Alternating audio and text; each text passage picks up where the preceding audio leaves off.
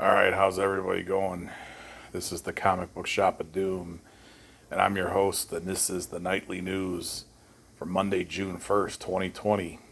Please, children, this isn't made for kids, so anybody under 13, get your parents' permission to watch this video. Better yet, ask them to watch it with you, and they can explain anything that you don't understand, and both of you will get enjoyment out of it.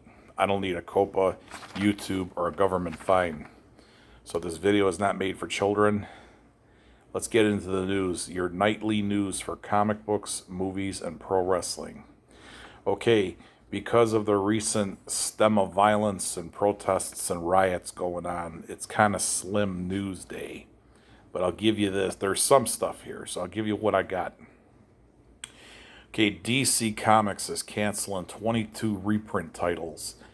So basically, these books are going directly to, they're going to be printed online or, so digital, or they're not going to go to the comic book shops.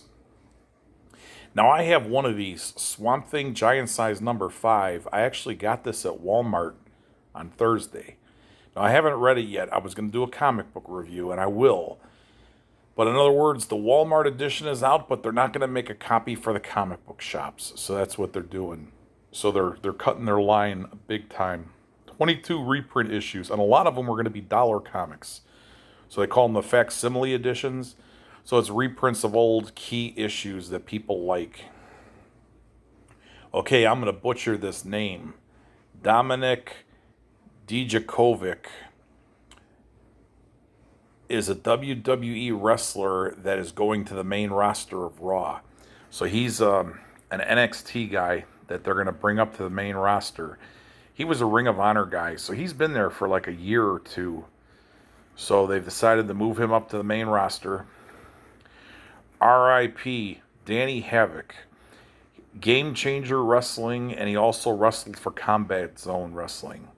Now, this is a sad story because this guy, his wife died earlier this year. And he just passed away, and they're not giving the results of what caused his death. So condolences to him and his family and his friends. Anytime there's a death, this is, not something that's good, because somebody loves somebody out there. So, even the worst people out there, somebody cares about them.